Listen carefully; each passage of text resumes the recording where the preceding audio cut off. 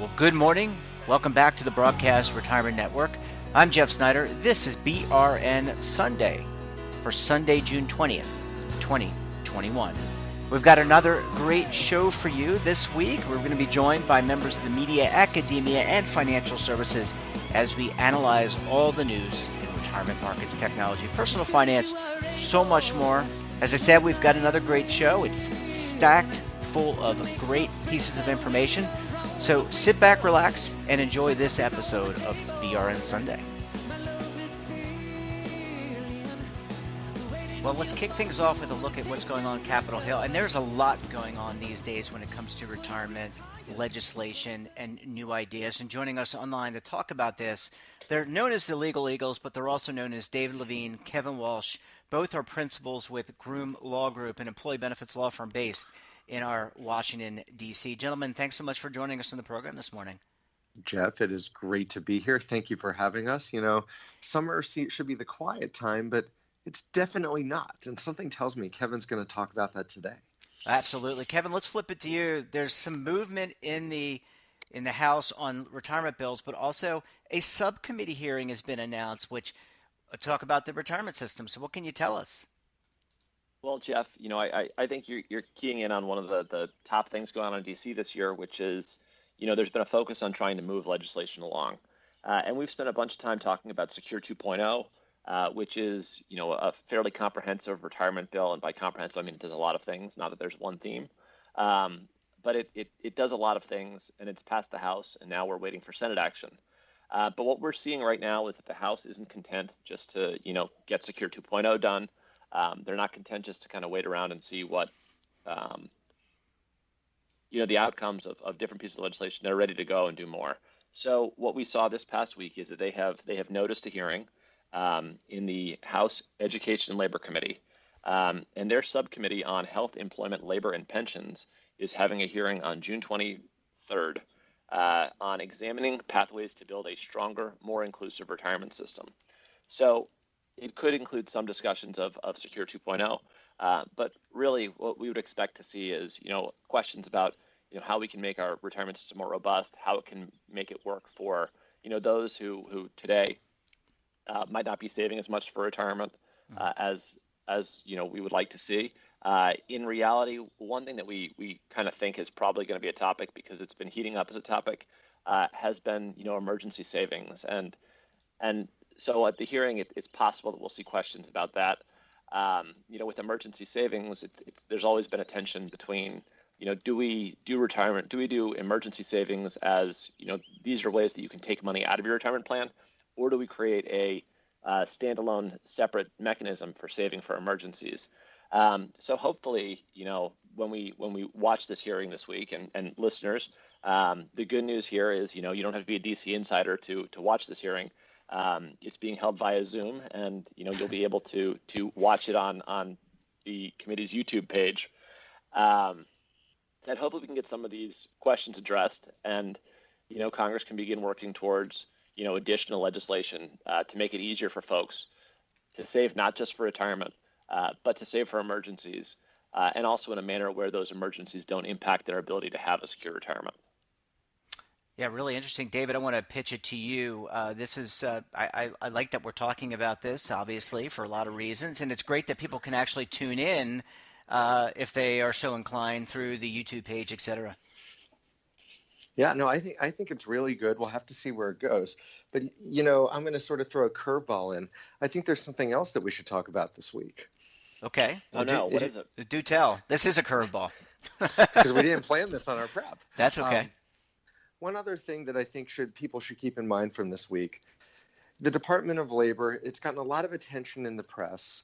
The Department of Labor's regulatory agenda now has the update of the fiduciary rule on it, and everybody is a Twitter about it, because potentially even on Twitter, because as I sit here recording our segment, looking out the window, watching a bunch of birds in my backyard, and because as everybody knows, Kevin and I have spent years with you, Jeff, going in circles on this about fiduciary role. So what does it mean? Well, the Department of Labor under the Biden administration has clearly signaled, more of a turn towards a critical eye, I'll say, towards parts of the service provider industry and revisiting some of the Trump positions, Trump administration provisions. So what this means is, remember all those contracts that everybody went through and had to change once in 16, Yep. then once in 18?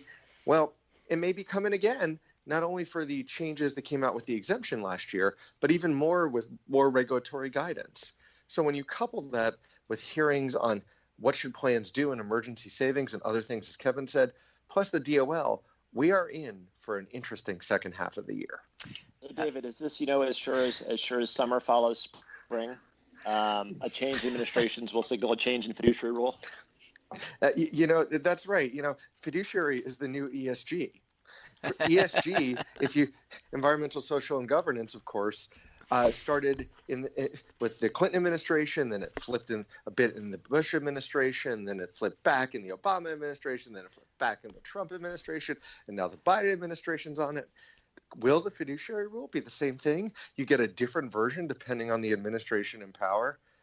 Stay tuned for the next chapter. Excellent, gentlemen. Well, what a way to kick off the show. Really, and look, this is great. I hope people tune in. I think maybe we'll have a recap of the subcommittee and what we learned and not learned. But before we go to kind of end the segment, how do these maybe Kevin, you can tell us, or David, how do these subcommittees work? I mean, do they have people testify? It's a group of congresspersons, right, that represent the party, their party, and they have people testify, I would assume.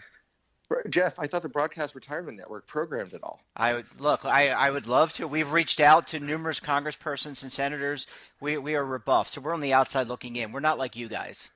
All right, Kevin, I defer to you. Yeah, so they will have people testifying, and they'll be testifying over Zoom.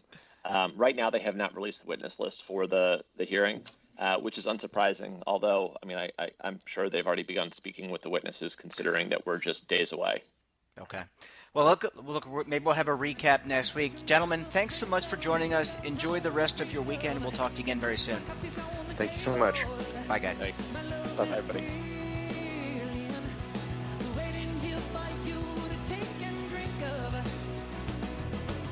Welcome back. Now we're going to talk tech and consumer products. Joining me on the line, he's a lead advisor and executive producer for 7 Investing. Let's welcome back to the program Daniel Klein. Dan, great to talk to you. Thanks so much for joining us this morning. Thanks for having me, Jeff. Yeah, then we got some interesting topics to kind of analyze today. I think the first, a much more serious topic, at least in the eyes of many, Facebook is really stepping up its efforts to study deepfake. So before we kind of get into that, what's a deepfake? Yeah, a deepfake is basically when someone makes a video of usually a well-known person. So maybe it's you, Jeff. Maybe it's Brad Pitt. It doesn't matter. Yeah, we're in the same category, Dan. Very, very similar. Yeah. And they're doing something that they otherwise have never done. So maybe it's you and you're endorsing, smoking cigarettes. You're out there and saying, hey, kids, it's great, smoking cigarettes. And you're lending your credibility to that. So obviously it's a fake video, and anyone who knows you knows it's a fake video. But a lot of people seeing it might believe it's a real video. And that can be an absolute problem. Yeah, and for obvious reasons. One, I think there's probably an intellectual aspect to this, right? Intellectual capital, your copyright, your person. So if you're a celeb, having someone like Brad Pitt or William Shatner or someone who's a pitch person endorsing your product would obviously go over well, but you're actually stealing that person's likeness without their use. That's a problem. And then you've got the disinformation or misinformation aspect of this, Dan, and that's something that looks like Facebook's trying to hopefully stamp out. Yeah, and look, all of social media needs to do better on this. So we have a problem. Look, I'm not famous except to the small amount of people who think I'm famous. But my company has dealt with people creating very similar Twitter accounts to what our accounts are. They start with their own picture, and then when they get some followers, they change to our picture, and they generally start putting out links to various cryptocurrency scams or other things like that. And people, in theory, think it's us. Twitter does not do a great job policing this, so it's something that we have to pretty actively tell Twitter, hey, take this down. If you magnify that to actual celebrities on Facebook, and look, celebrities often endorse things that are maybe not the best, Mhm. People are going to believe these are real, or it could be political manipulation. It doesn't have to be products. So all of a sudden you have, Tom Hanks telling you to vote a certain way that maybe isn't how Tom Hanks believes. This is something that Facebook and Twitter and all the rest of social media need to absolutely be taking incredibly seriously. Dan, what can we do as consumers of content to kind of look at these things? I mean, I'm not an expert on a deep fake or artificial intelligence. I think I have a good compass in terms of what I think is important and what I know to be correct just based on my own knowledge. But what can we do as consumers? Because it sounds like there's, we can hope that these social media platforms will police this and find a way to do that. But what can we do as consumers as well to make sure that we're kind of vetting these things appropriately? Yeah, be overly skeptical. If you see a celebrity do something that seems off-brand, Google it and see if that actually happened. Look, if Matthew McConaughey is going to come out and become a crazy, you know, incredibly extreme political view, probably that would be a news story Hmm. somewhere. So, this is one of those things you can't always believe what you see. Look, if it's a television commercial, that's probably true. If it's somewhere on social media, you have to just be very, very skeptical. Yeah, there is just a lot of bad information, disinformation, misinformation around products, and you can see it. What I find interesting is a lot of the sites, even mainstream, like what I would consider to be mainstream news sites. There's a lot of, when we talk about this with you before, a lot of ads based on my preferences. So if you and I are out searching for couches, I think we talked about this last week. You might see ads that are on the on your page for those preferences. And I think a lot of the sites looking to generate revenue are doing that. You've got to really be cognizant of that, and be able to really be skeptical and look at that. Yeah, you have to really understand what you're looking at and what the context is. You also want to think about the context of editing.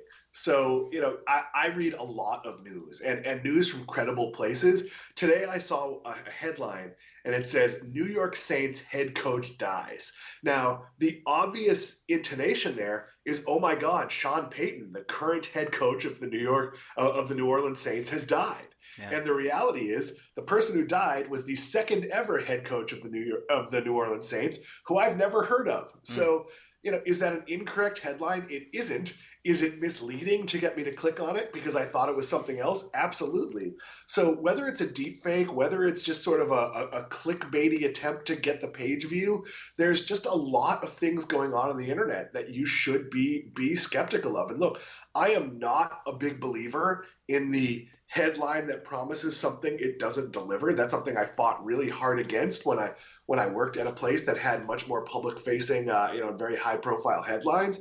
That if you tease a big surprise, there better actually be a big surprise. But a lot of places aren't thinking about their long term credibility. They are just thinking about getting you to click on that article, and they'll worry about tomorrow. So as a consumer, just be very skeptical and maybe be a little bit more hesitant to click on things. Yeah, good advice. Dan, let's have a little fun story here. Binge binge watching becoming a little bit boring for people, and you're seeing a lot of the content creators, Netflix, Amazon, et cetera, really step up, ramping up streaming content. What can you tell us about this? Yeah, so we've talked about this before, but I think Netflix has shot itself in the foot with this whole idea that, hey, a new season of Stranger Things is going to come out on Friday, and we're going to give you the whole season. And 2% of the diehard audience is going to watch it all 10 episodes in a row. And most people are going to watch it spread out over time, but our national dialogue on it can't ever happen. Whereas what Disney Plus does, so last night, Wednesday night, I watched episode 2 of Loki. It released on Wednesday, and I would argue that I probably have to wait till Monday to talk about it with coworkers. That give them the weekend, and if they haven't watched it by then, well, all bets are off. And that means that every pop culture, every entertainment website can write about the new episode of this, event series. And it will have, if it's 6 episodes, it'll have a 6 week life. It will be a bigger draw. It'll get more public relations. And that's how television should work. I don't think there's this giant audience of people who wants to watch, 25 episodes of a show in a weekend. I really think that's always been a false Netflix dialogue, and it doesn't make any sense. Like, part of the reason you want to watch a show, let's say, like The Walking Dead or The Sopranos or whatever it is so you can watch it on Saturday or Sunday or whatever night it airs, and then on Monday morning you can talk about it at the water cooler. And this whole binging idea has basically meant, like, can I go to my coworker and talk about it? I don't know. They probably haven't seen all the episodes yet. Maybe they have. Like, it becomes very tricky. So I've never seen this as a good way to distribute programming. Yeah. I think to me, binge watching is something like if you're trapped in the home, like, I think of like a snowstorm. Now, I'm living in Charlotte. There aren't a lot of big snowstorms here. But when I lived Northeast and you couldn't get to the office and you were just stuck, you would binge watch, right? But Yeah, I sure, think, sure. Binge watch an old show. Binge watch, the Wire if you missed it. Binge watch, something you haven't seen. As a method of releasing new television programming, it just doesn't work because, again, Netflix puts out shows. There's no way to know if it's a hit. There's no way to know if your friends are talking about it. There's no benefit to word of mouth. And there's a reason why a lot of the biggest hits on Netflix are actually network television that had a modest audience on network television that people really liked. And then they say good things about it, and their friends watch it after the fact on Netflix. We actually just had that. NBC canceled the show Manifest after 3 seasons. That show is actually the #1 rated show on Netflix because it had such good word of mouth. And there's a pretty solid chance that Netflix or another streamer will pick it up and continue that show. So you've got to give shows room to breathe, room to build an audience. yeah, I think that I don't think the quality is there at all. And we've talked about this before, so we don't need to beat this down. But I think the quality of the content. I mean, to your point, I think you even mentioned you don't watch something unless you know it's more than one season. And I think the quality, I think of like I'm just going to pick on the Bird Box. Is that the one with Sandra Bullock? It is. That's Sandra Bullock closes her eyes so she doesn't see Yeah, monsters. that was absolutely horrific in my opinion. And I'm not, I like things like that. I like supernatural thrillers. I love The Exorcist. I like The Conjuring, things like that. I thought that was absolutely horrible, but that got a lot of play. That went viral, a lot of promotion. I think the quality, even with some of the best stars, quote unquote best stars, not great. I have not watched an original Netflix show since the Marvel shows ended. I think you have two problems. They're throwing too many things at the wall, and then it's great to give creators freedom, but when you give them too much freedom, you get self-indulgent dreck like Bridgerton. And I know a lot of people liked that show, but it needed some network notes. Like, you just have a lot of things there that, there's a reason Disney hires really great creators and gives them a lot of framework to work in. I would argue that I have enjoyed every major Disney series, and I don't even know what the major Netflix series are because they're just, there's just a million of them. They're thrown at the wall. Nobody cares. You don't get word of mouth. So yeah, I actually think less is significantly more in the world of premium television. Dan, what about the user interface, the user experience? I still think it's very poor. And I know like the Rokus of the world, the Plutos, those are the streaming boxes. They have tried to find ways to simplify this. But when you go on the Netflix app, I'm going to pick on them because they are the biggest, I guess, per capita across the world. The user interface, it's horrible to be able to find content that I think is relevant to me. It tries to find me preferences. It says, because you watch this, you like this. But I think the UI on these devices, not great. Yeah, no, it's absolutely terrible. And it's one of those things where I very clearly watch a couple of genres, and my wife watches, a lot of, true crime or whodunit kind of things, and it'll be suggesting Adam Sandler movies. Like, we don't watch, we don't watch those. Sorry. I don't think this is unique to Netflix. But I also think that they could do more with, with their viewership data and sort of, I mean, they do a top 10, but leading you towards, hey, watch this because your friends are watching it. There is a much bigger social aspect. Like, Netflix could literally be a social network where I let my friends know what I'm watching so we can discuss it. Or, hey, Dan just finished episode 3 of this. And then my social network knows, oh, I can talk about that with him. They aren't doing that. Look, Netflix burns tens of billions of dollars. Disney burns $0. That's going to be a relevant fact from an investing point of view until Netflix fixes it, and they've shown no sign that they want to fix it. Yeah, well, really interesting conversation. We could have hours and hours of this conversation, and we probably will in future episodes. Dan, we're going to have to leave it there. Great to talk to you as always. Have a great rest of the weekend, and we'll talk to you again next week. I will see you next week, Jeff. Bye, buddy. Well, that wraps up this episode of BRN Sunday. Have a topic of interest, someone you think we should talk to, drop us a line. And don't forget, for all the information in retirement markets, technology, personal finance, so much more, check out today's edition of our daily newsletter, The Morning Pulse. We're back again tomorrow for BRN AM. I'll be joined by a very special guest. Until then, I'm Jeff Snyder. Stay safe, keep on saving, and don't forget, roll with the changes.